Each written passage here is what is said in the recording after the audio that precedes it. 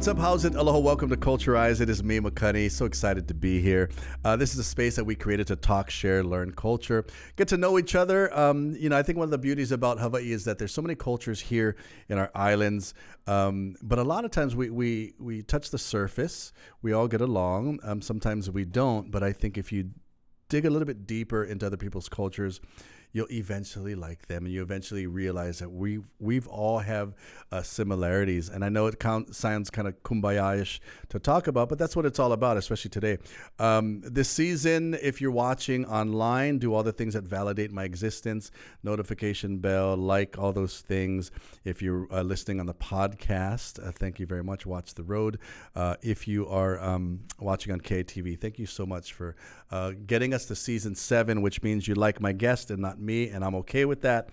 Sitting in front of me right now, I'm so excited. I'm humbled and privileged because I got to give you the backstory. We're talking about it. Previous episode, we learned a little bit about Chinese culture.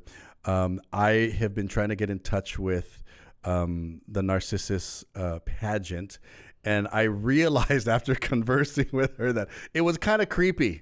I just reached out to them like on IG, called the Chinese Chamber of Commerce. Some dude wanting to talk to some pageant girls. I'm like, oh no, I need to rethink my approach. But I'm humbled and privileged that you're here, Sabrina Young. How are you? I'm doing great. Thank you so much for having me. Thanks for making time. We have to say aloha though to Ellen was supposed to be here, right? Yeah. But she's I think still on the mainland or something. But we'll get you on season 8. I want to thank you for being here because now you are with Narcissus. Queen, princess, what is the whole thing about the Narcissus pageant? So the Narcissus pageant is called the Narcissus Queen Pageant. And for the last 72 years, I think, we've had a queen in court. So it's the queen, first princess, second princess, third princess, and fourth princess. Wow. Which makes it way more fun. I was going to say, now of course everybody wants to be the queen, but is it like a regular pageant where you have to you got to vie for the title? Is that the word vie? Yeah. Is that you got to do all these things? Yeah. Okay, I want to get more into that, but I want to go take a little step back into who you are. What high school you went to? I went to Kaiser High School. Oh, the best. Kaiser! You see, Kaiser High School, and we just had an episode talking about Henry J. Kaiser. Perfect. Kaiser High School. Grew up obviously where? I grew up in Aina, so I GE'd in. You know why? Wait, okay, so I was supposed to go to Kalani. That's right. Yeah. I totally. Not to be mean, but some people just pass Kalani because they don't really know, right? Yeah. So you went to GE'd, you got an exception. Yeah. Why? Well, would you like the reason why I put on my application? Yeah. So the reason I put on my application was for the International Baccalaureate Diploma Program. Oh. So that's like an IB program. Sitting with an intellect. Oh, yes. But, we have this international recognition. It's similar to the AP program, right, where it's accelerated college prep. And I believe at the time it was Kaiser, Campbell, and La Pietra, I think. Or Les Jardins. I think it was Les Jardins. Which is La Pietra's the girls' school. Yeah, Les Jardins in Kailua. I think it was Les Jardins. Oh, that's right. Okay. But that was one of the only schools that had it. And so that's what I put on my application. The real reason was because all my friends were going to Kaiser and I didn't want to make new friends. I love it. They also had a drama program and a film program and a better volleyball team, which I joined. Nice. So growing up in Aina, going to Kaiser, just within that valley, how many valleys over is that? Did you, 4. Was it different? Like culturally, or like the people where you lived and where you went to school, did you see a big difference? No. Okay. Because I know a little bit more white people. But there you go. A little bit more white people. That's it. In the household, what was it like growing up? Was there a lot of Chinese influence, Chinese traditions that you grew up, that you remember? It's funny because when you're growing up, everything's just normal because that's what it is, right? And you don't realize how good or bad it is until you start talking to other people. And usually, for me, that was in college. I was talking to people. I'm a social person. I was talking to people in high school, but we're all in the same area, a lot of Asian people, right? But I go to college and I realized that my friend my friends have never had dim sum in their life. I'm like, who are you? Hold that thought. If you're joining us, this is Culturized. We're talking about growing up in Aina, going to school in at Kaiser, and realizing that things we just did is very different from what you're. This is Culturized, sitting with Sabrina right now. Don't go too far.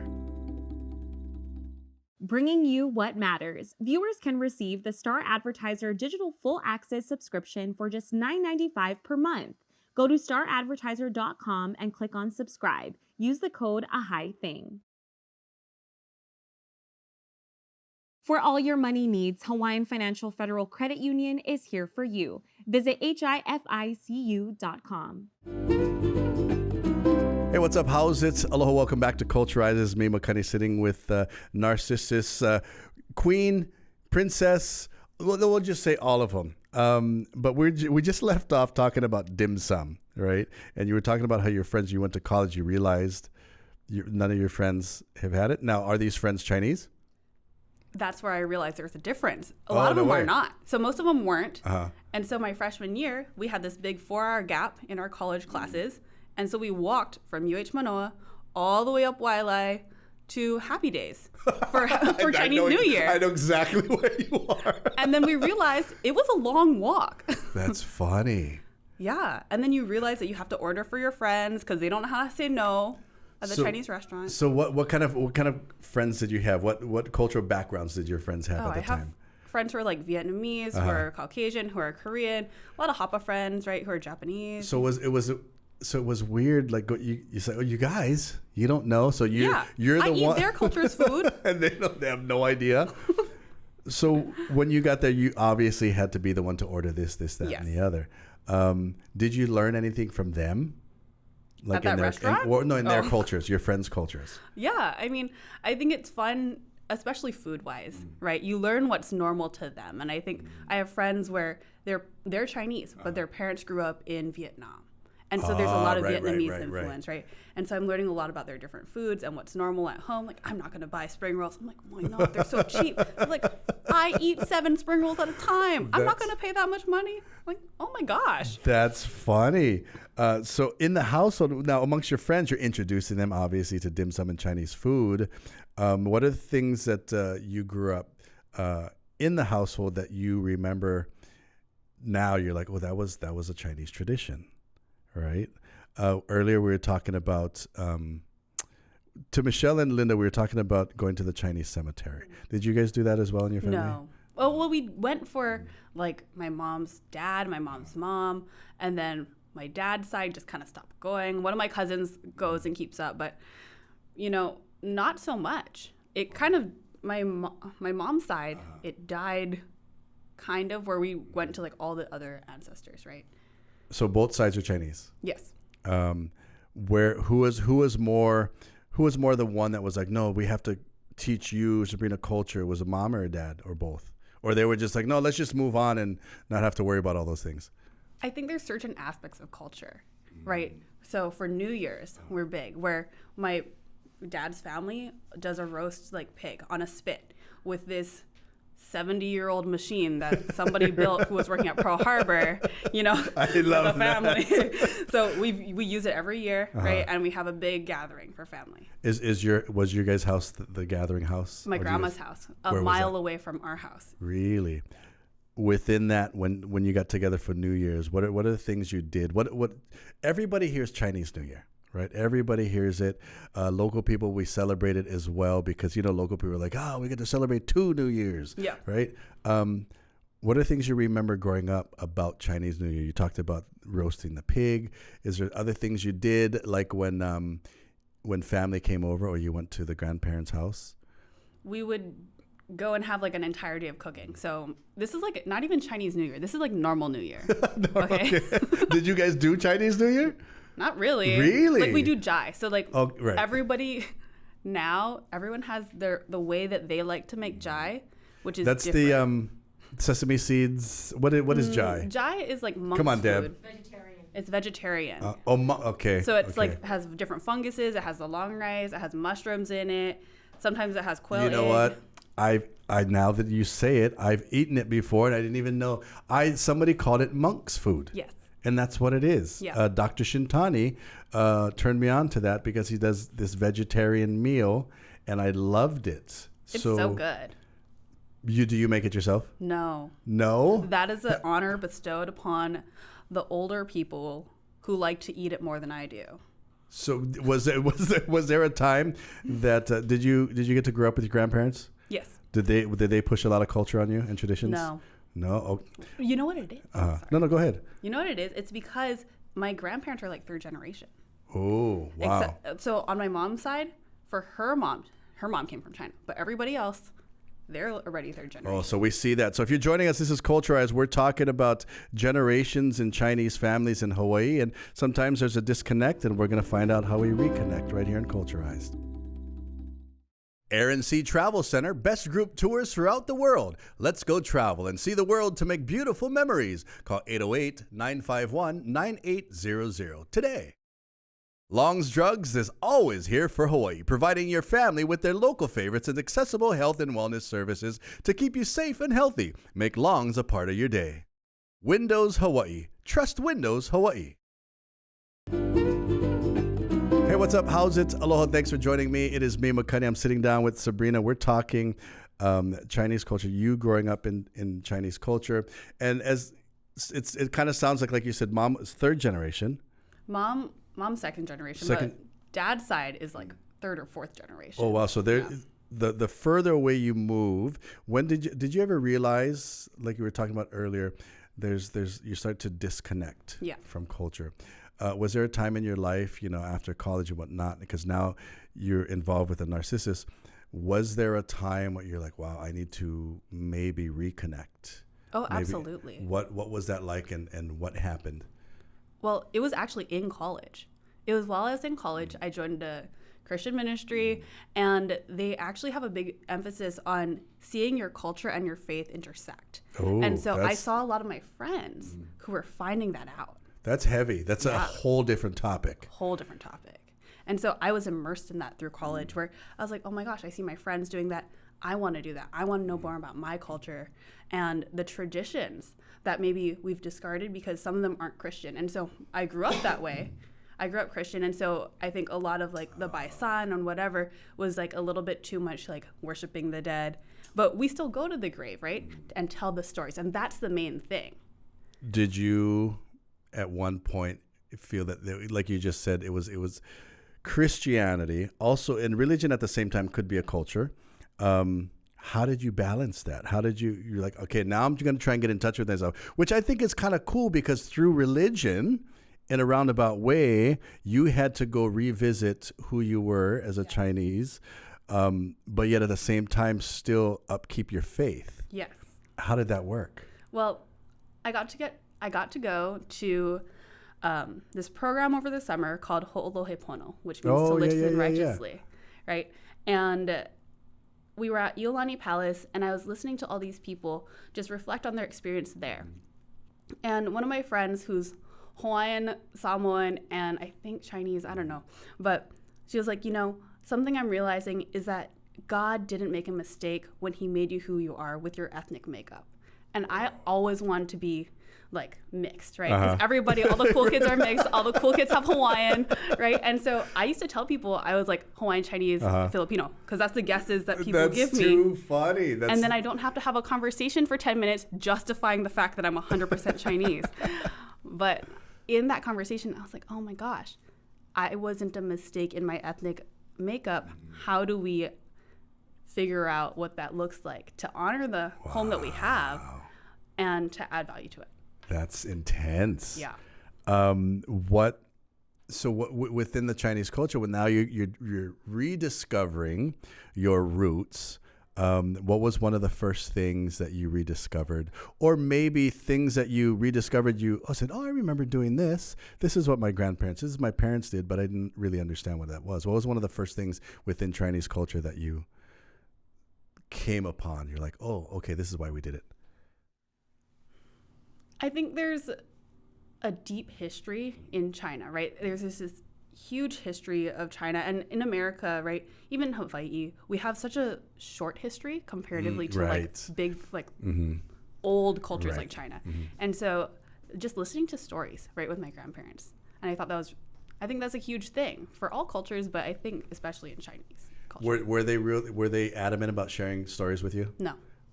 So you I had to ask. Wow. Were you persistent? Like, why do you think they didn't want to? I think my last grandparent she's alive. She's 96 now. But my 2 other grandparents passed away when I was a small kid. Okay. So now you're reconnecting, and then you find your way to Narcissus. Yes. The pageant system. I want to talk about that coming up. If you're joining us, this is Culturize. We're sitting with Sabrina, and we're talking about reconnecting with your ethnic culture, not only just your traditions, right here on Culturized. At Aloha Kia, you know a guy. Visit them at any of their 7 dealerships statewide. Purchase a brand new Kia using Aloha Kia Express. Learn more at alohakia.com.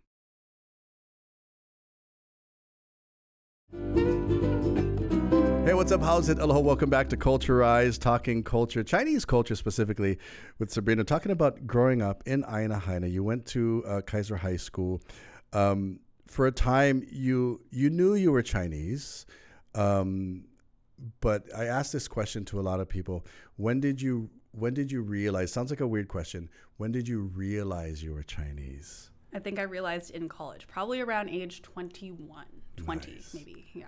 When did you get involved into the Narcissus pageant? When I was 22, so right after I graduated college. So during this time of ethnic discovery Yes. and rediscover and reconnect, what was it? Why'd you choose them, or how'd you get there?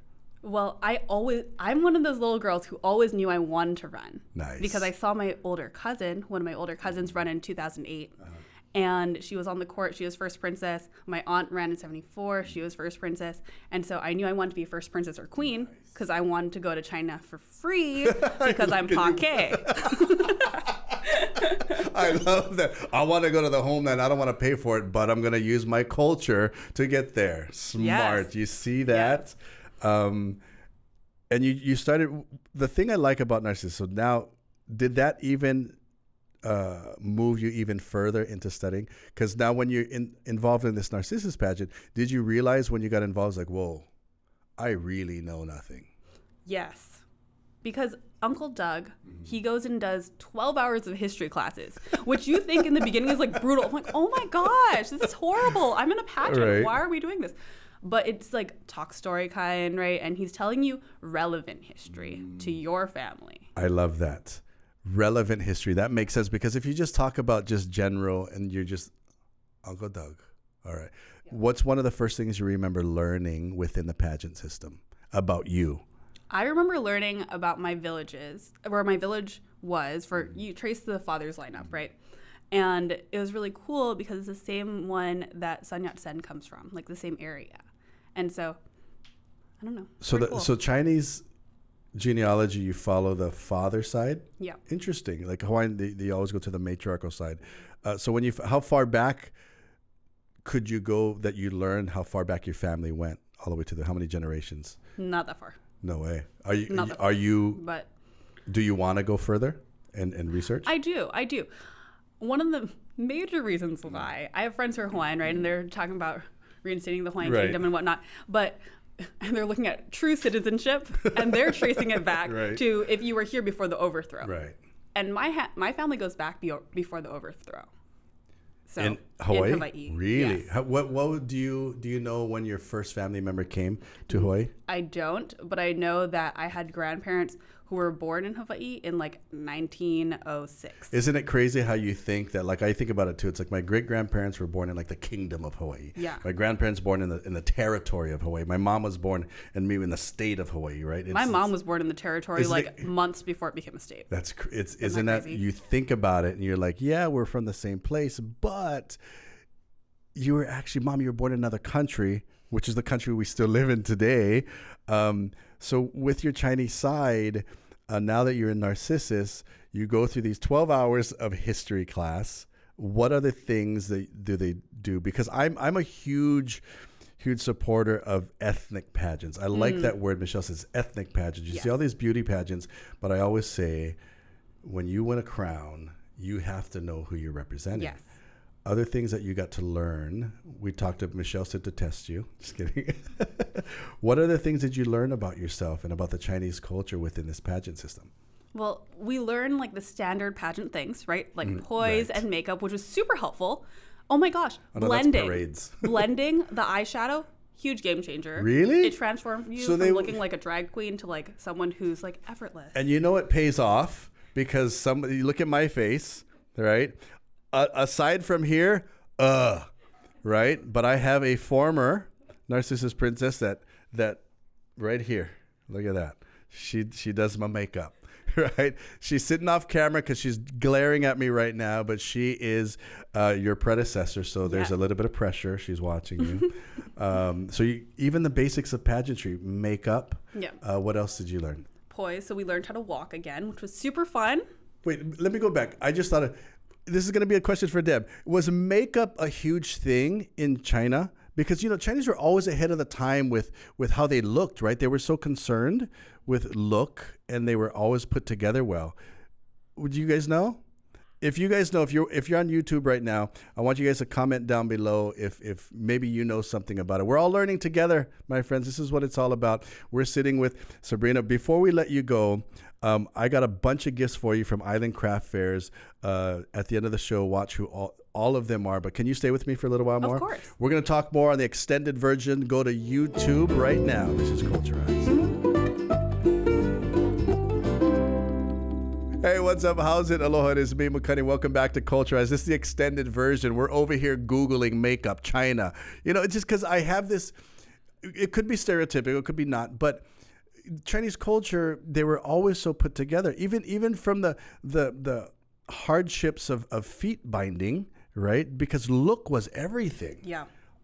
So they taught you how to do makeup and all the regular pageant things and history. What else within that did you learn about your Chinese side? We learned about Chinese cooking, which was great. We also learned about like Chinese paper cutting. It's the coolest. Who goes to a pageant? It's like, you're going to learn how to cook. It's great. Right. Now I'm thinking in my head, and we got to eat. How many of these beauty pageant girls know how to cook? Can make Simon even. I don't know, man. It was really funny because you're watching it's an interactive thing, and so you can tell the people who've touched cooking things before and people who have not, and it's great because we all get to eat our creations. Is this Chinese 5 spice? I don't know. That'll do everything. Just throw it in there. Yeah. I love that. You're learning makeup. You're learning history. You're learning Chinese food. Favorite Chinese food? Dim sum. Ooh, wait, what kind? It's fun. There's so many different kinds, right? I don't even know. That was just I don't know. Chicken feet. Hold on. I know, it's a hot take. It's a hot take. Like, how do they chicken feet? Because I see the Filipino part of me. All I know is I'm like eating. Is that how? You're not eating it correctly. Well, it depends. It depends. They steam it, right? Mm-hmm. They steam it so it's soft. So you just stick it in your mouth and spit out the bones. Really? It's not the most dignified thing in the world. But I see wow. Chicken feet is your favorite thing. I'm kind of tripping out on that because now it's stuck in my head. I can just you going. It's like eating a buffalo wing. Yeah. Like just boom. Favorite Chinese meal to make since you went to cooking class? Oh my goodness. I really love making the scallion pancakes because I think they're really fun. Oh, yeah. But I don't know. It's hard. It takes this is the interesting thing about Chinese cooking. I mean, correct me if I'm wrong. It's so quick to make, but yet at the same time, it takes so long. What I mean? It depends on what you're making. There's things that take like hours and days of prep, right? If you're making jung, like our family does jung making parties during New Year time. What is jung? So jung is the sticky rice pyramids that you get, and they have like pork and chicken and the duck egg and then mushrooms and beans. Like a Chinese version of musubi? Yeah. No. I just look dumb. No, it's really? Kind of like that, No but way. It takes a really long time. No way. Because you have to make it. You have to soak the rice overnight. Then you got to make it the next day. And then you have to either boil it or steam it. And if you're steaming it, it takes 4 hours. No way. So you like to do you like to cook now? I love cooking. Really? Yeah, it's fun. Because earlier we were talking about finger sandwiches, right? Yeah, it's easy cooking. What did they do? Because Chinese were big with tea as well. Yes. Right. Did they teach that? Is it because Yes. there's a ritual that goes with it? Yes. Like the Japanese as well. There's a proper way to do it. I did Really? not know there were tea tables. So you put like these little baby teacups on this table that has like slits in it, and then underneath is the catchment. So you just pour hot water over all your little cups to get them hot, and then you pour the tea in. Really? And then they serve it to you with tongs. That's such a trip. So the hot water is to warm the cup. Yes. And so and was there a certain way to do that? Is there a certain way to serve people, or you're just like, hey, everybody just go for it? Well, you do it in the order of seniority. Ah. Right. So you're not going to serve like your little brother before your grandma. So you almost have to. I mean, visually, yeah, you'll know. But what if you're with friends? You would already have to know who gets what cup first, just because of seniority, or it's like. I'm not going to speak for China, but I will speak based on my experience with my friends their parents are from China, right? And so we had tea, and they served the tea because it was their set in their house. Okay, right? that's what I was going to ask. Like who, because it's your house, and wow, that's interesting to me. Do you know that, Deb? See, we're learning some things over here. What year did you go to the pageant? I ran in 2019 or in 2020. So I was on the 2020. Oh, so this was right before, because it's been on a break for a while. Well, it was on a break for a year. So we were a 2-year court. Oh, that's right. That's right. When it comes back, do you still have responsibility? We handed off our crown. So there is a current 2022 court. We have contestants for our 2023 court. If you want to go see them, we have public appearances coming up. I'll be emceeing on November 26th. Check it out. But okay, with that, okay, so you obviously have MC duties and responsibilities. But is there this thing, because pageants are you create this sisterhood? Yes. Sisterhood depends, right?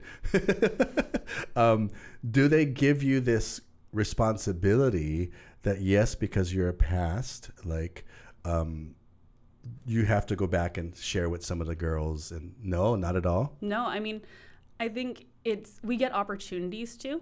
Right, we get opportunities to share. We get opportunities to do things like this, but I think you're let go. But it's also like, hey, you still represent us because you were a public figure at some level, right? So with that said, do you feel that you're going to continue on this reconnection journey to your Chinese heritage? Of course. Keep going and keep going. Of course. See, I like that. So if there was somebody out there that was like that. A lot of us, we live in contemporary time, and we live in places that we weren't our grandparents weren't ethnically from. If somebody was having, I don't even want to call it a struggle, but just wanted to reconnect or realize who they are, what would you tell them? What would be the first step to take to reconnect with your ethnic culture? I know this is a hard question. This is a hard question. Like, you got to go to college with your friends and realize your friends don't like dim sum. No, I think it's talking to your parents and your grandparents. I know not everybody has the best relationship with them, but friends that you trust, that have some cultural backgrounds. If you're Chinese and you're a girl between the ages of 19 and 27, run for the Narcissus pageant. There you go. Because it's just such an amazing place to find out about your culture. Everyone's discovering it together, and it's not like a normal pageant where you go to the next thing and the next thing. It ends there. So. But I love that because you get more out of the crown and out of the sash than just an appearance, just standing with your cheongsam.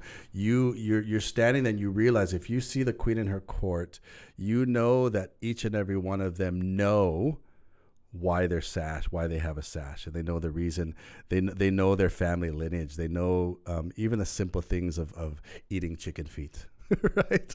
All those things. So if you ever wanted to reconnect, I like that, because what I'm getting is just have conversation. Yeah, have conversation. I always think it's a good thing, even if you have some kind of friction or things with your parents, your grandparents, you still have to. You got to know who you are. Yeah. Mahalo. Thank you for being here, sharing with us. We definitely want to bring you back when pageant starts up again. talk more story about your journey. We love this. Hopefully, you are inspired to reconnect to whatever your culture is. And that's what we do on Culturize. Hit the notification bell, like us, do all those things, validate our existence. We have to thank Island Craft Fairs for all the goodies. I hope you like sweets. There's no chicken feet in here. But it's okay. It'll be kind of gross.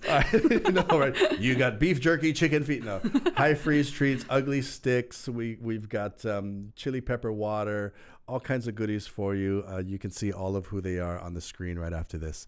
Thanks for joining us. It's Culturized.